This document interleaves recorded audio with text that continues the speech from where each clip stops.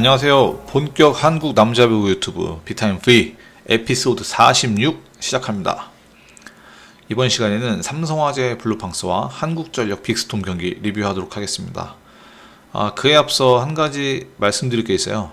지금까지는 매 경기, 매 세트별로 리뷰를 진행했었는데요.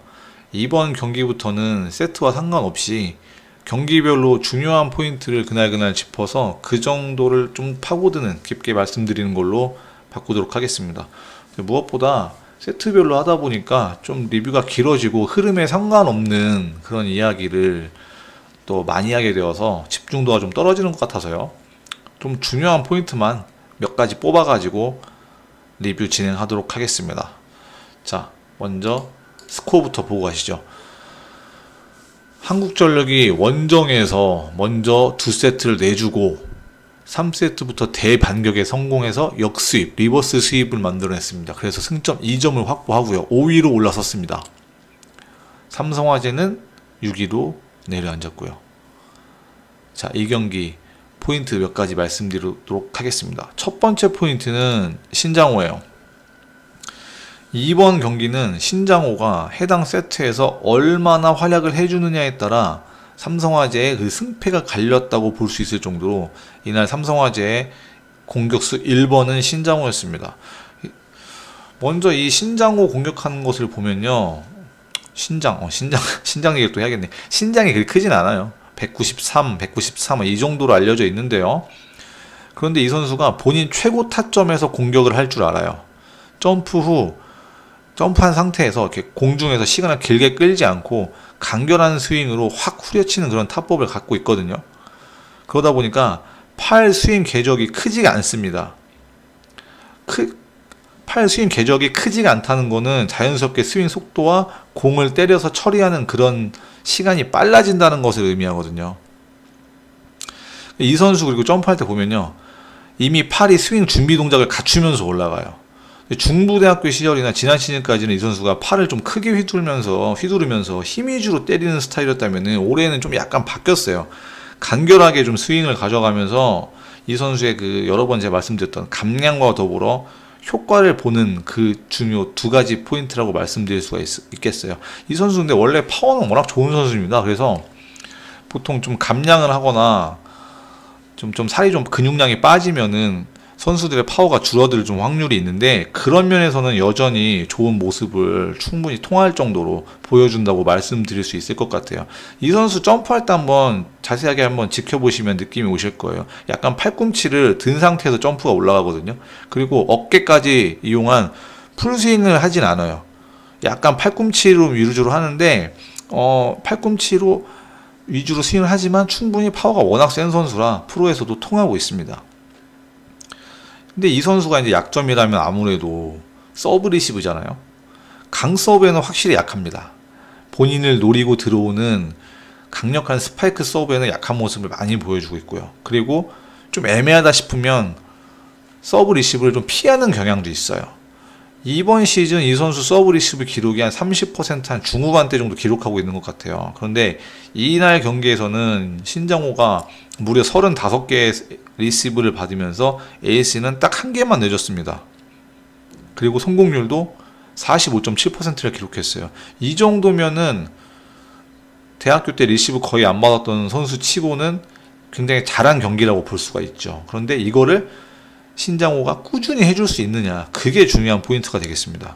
그러니까 이 선수가 리시브가 들쭉날쭉하면은 삼성화재 그 코칭 스텝진에서도 코트에 놔둘 수가 없어요. 아무리 공격으로 점수를 벌어올 수 있다고 하더라도 리시브가 흔들리면서 팀 전체의 공격 시스템이 흔들릴 수가 있기 때문에 리시브가 흔들린다면은 이 선수가 코트에 있을 수가 없죠. 아무리 공격이 좋아도. 그래서 이제 김우진이라든가 정성규 심지어는 고준용 이런 선수까지 교체될 수도 있지만 그럭저럭 리시브가 버텨나가고 있는 모습을 보여주고 있다. 이거는 좀 긍정적으로 볼 수 있는 포인트라고 말씀드리겠습니다. 반면에 한국전력 입장에서는 이 신장호한테 물론 경기를 이기긴 했지만요. 이 신장호한테 45% 리시브 성공률을 허용했다는 것 자체가 약간 너무 서브를 잘 세게 공략하지 못하지 않았나, 이 선수를. 그런 부분에서 한번 복귀하고 넘어가야 될 부분이라고 하겠습니다. 좌우간 이제 삼성은 신장호가 황경민에 이어서 확실하게 경기 내에서 고정적인 레프트 선수로 터져줘야 하는 그런 이제 유망주를 넘어선 레귤러로 성장했다는 게 가장 중요하겠고요. 이 선수가 잘 버티면서 정말로 리시브에서만 좀 주전 역할을 해줄 수 있다면은 삼성화재 리빌딩 괜찮을 거라고 보고 있습니다. 그런데 리시브가 굉장히 약한 부분이고 다른 팀도 아마 노리고 들어올 거예요. 이 선수가 근데 신장호가 3, 4, 5세트가 굉장히 안 좋았어요. 3세트에서 효율이 28%로 좀 떨어지고요. 공격 효율이. 4, 5세트는 완전히 효율이 제로였거든요. 이거는 신장호가 이렇게 프로에서 많은 경기를 뛰어본 게 워낙 오래돼가지고 체력적인 문제도 좀 있었을 걸로 보여요. 게다가 많은 감량은 체력 문제를 반드시 동반합니다. 자, 두 번째 포인트로 넘어가죠. 바르텍입니다. 바르텍이 지금 벌써 경기 후 고이진 감독 인터뷰 보면은 살살 교체 얘기가 나오는 것도 같아요. 구단하고 상의해보겠다 뭐 이런 발언이 있었잖아요. 일단 이 선수 기록을 떠나서 1세트부터 보면은 몸이 덜 푸는 게 보여요. 근데 일부러 몸을 약간 덜 풀지 않았나 생각이 드는데 이게 좀 체력적으로 힘에 붙이는 선수들이 일부러 좀 준비 운동 강도를 살짝 낮춰가지고 경기를 뛰면서 몸이 약 더 풀려서 100%로 올라올 수 있도록 이렇게 하는 경우가 종종 있습니다. 이날 러셀하고 바르텍 둘 다 똑같이 초반에 부진했잖아요. 이 두 선수 공통점이 지금 굉장히 본인들한테 가해지는 부하가 크다는 거 아니겠습니까? 자, 그러다가 이 두 선수가 반대로 또 땀 좀 나니까 좀 좋아져요. 또 올라옵니다. 본인 폼이. 자, 그런데 이것과 별개로 바르텍은 삼성에서 요구하는 그런 몰빵을 견뎌낼 체력 자체가 저는 안 되는 걸로 보여요. 이번 시즌 삼성화재 총 공격이 현재까지 총 977회입니다. 이 중에 444회를 바르텍이 때렸어요. 최근 경기별 최근 경기에 3경기 한 정도 바르텍 공격 점유율을 살펴보니까 진짜 해도 너무 못한 이 경기가 35.9%, 그리고 지난 11월 19일 대한항공전 45.5%, 너무 일찍 끝나서 뭘 할 것도 없었던 11월 14일 현대캐피탈전이 40.3%. 그러니까 최근 몇 경기에 바르텍이 굉장히 공격 그 수치 점유율이 낮게 유지가 됐음에도 불구하고 지금 총 점유율이 약 45%가 살짝 넘거든요. 그러니까 그전에는 얼마나 많이 때렸다는 거겠어요. 특히 1라운드에. 이 누적된 피로가 찾아오는 거라고 볼 수가 있겠고요. 또한 19일 대한항공전 후에 딱 이틀 쉬고 바로 한전하고 경기를 하니까 그런 것들을 좀 회복할 시간적인 여유도 부족하지 않았나 이렇게 좀 추측하고 있습니다. 그리고 또 이틀 쉬고 25일 KB전이에요. 이날도 한번 어떨지 한번 살펴봐야겠어요. 그런데 그에 앞서서요, 고이진 감독이 바르텍이라는 선수를 뽑은 것부터 저는 좀 문제라고 생각을 해요. 시즌 프리뷰에서도 지적을 제가 했었듯 좋은 선수들이 즐비했음에도 앞순분 픽이 또 나왔음에도 고이진 감독이 떡대, 파워 이거 딱 보고 뽑은 거잖아요. 옛날 아마 안젤코 추크라던가 가빈 슈미트 같은 그런 정말 떡대, 타점, 파워 이런 선수 생각하고 뽑았을 거예요. 자기들이 정말 선수 생활을 같이 하면서 옆에서 봐왔던 그런 괴물들.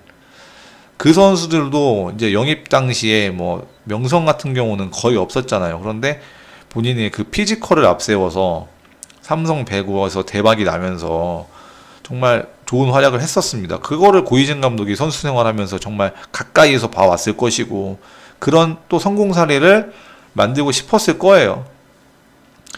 근데 이게 교체 얘기가 나온다는 거는 고이진 감독의 패착이라는 거죠. 이제 2라운드 몇 경기 하지도 않았는데.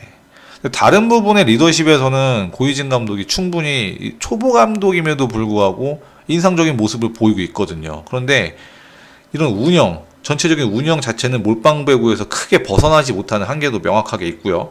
또 외국인 선택에 있어서도 분명 무리수가 많았고 그 후폭풍이 슬슬 드러나고 있다, 이렇게 말씀드릴 수 있겠습니다.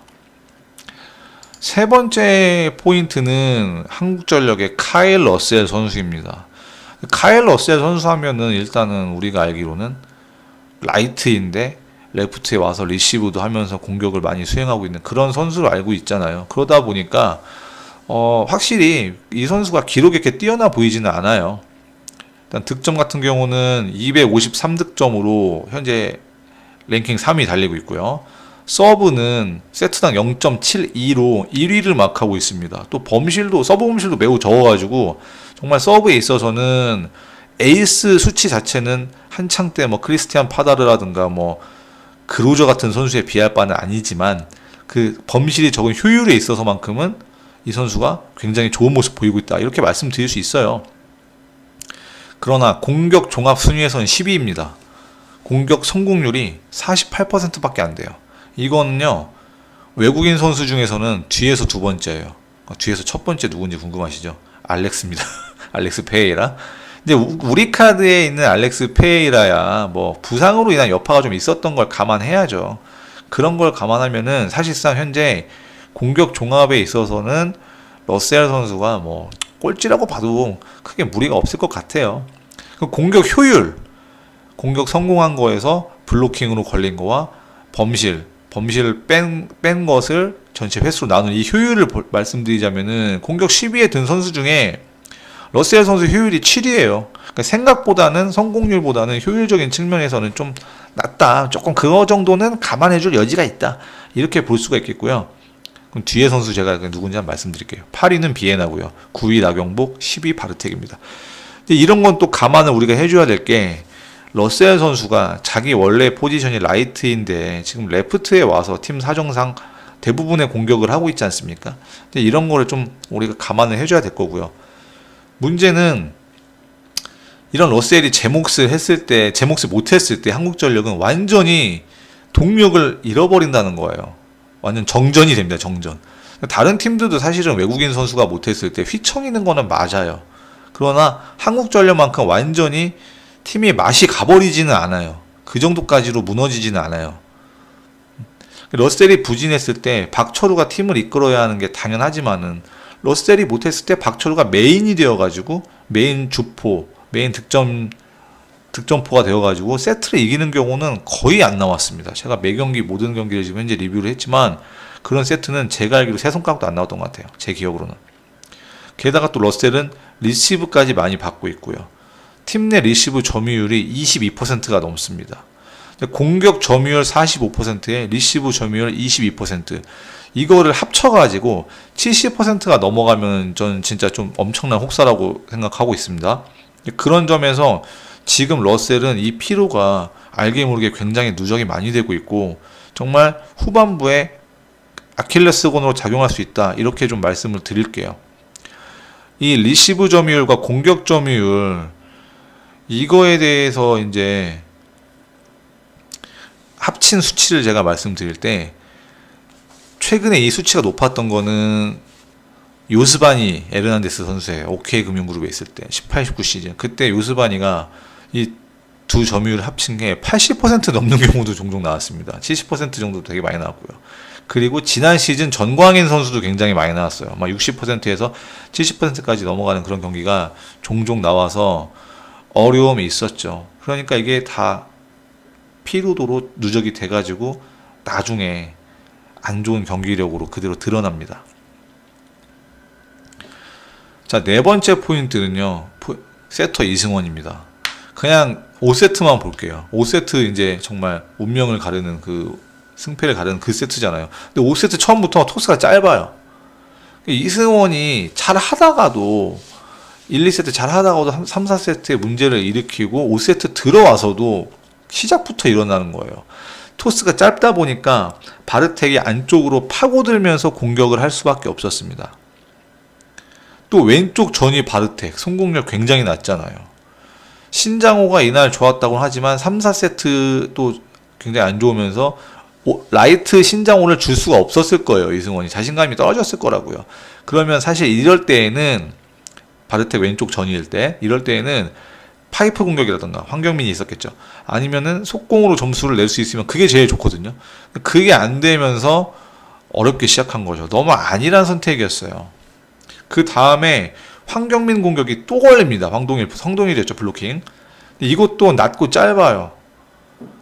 파이널 세트 시작하자마자 낮고 짧은 토스가 두 개가 왼쪽에서 블로킹에 걸리면서 완전히 기선제압을 당한 거죠. 한국전력은 황동일이 연이어 블로킹 두 개를 잡아내면서 오히려 황동일이 과감한 운영을 합니다. 속공, 신영석 적극적으로 이용하고요.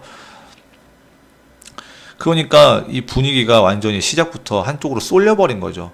한국전력도 그렇지만은 삼성화재 같은 경우는 지금 이승원이 아마 최고참일걸요? 박상아가 물론 있죠. 그런데 대부분의 선수가 지금 젊잖아요. 신장호, 황경민, 뭐 리베로 박지훈, 뭐 센터 김정윤.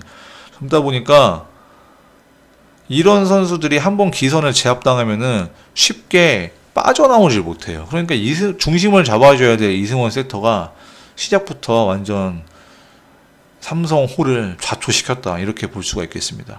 근데 현대에서도 잘하다가 꼭 어처구니 없는 토스 범실로 경기를 그친 적이 종종 있었잖아요. 아쉬운 부분이죠. 뭐 그거 말고도 사실은 5세트에서 삼성한테 아쉬운 장면이 여러 번 나왔어요. 그런데 저는 이 두 번의 토스 범실이 정말 뼈가 아팠다, 이렇게 말씀드리고 싶고요. 또 이승원 이런 실수를 해도 바꿔줄 수 있는 세터가 없어요. 정승현 선수 물론 이날 얼굴 보여줬죠. 하지만 뭐 다들 아시다시피 아직 준비가 안 됐습니다. 자, 그런 부분에서 삼성이 뭐 어려움이 있다, 이렇게 말씀드리고요. 자, 비타민 V는 이렇게 좀 짧게 마무리하도록 하겠습니다. 다음 경기도요, 몇몇 포인트만 잡아서 리뷰하는 방향으로 진행하겠습니다. 감사합니다.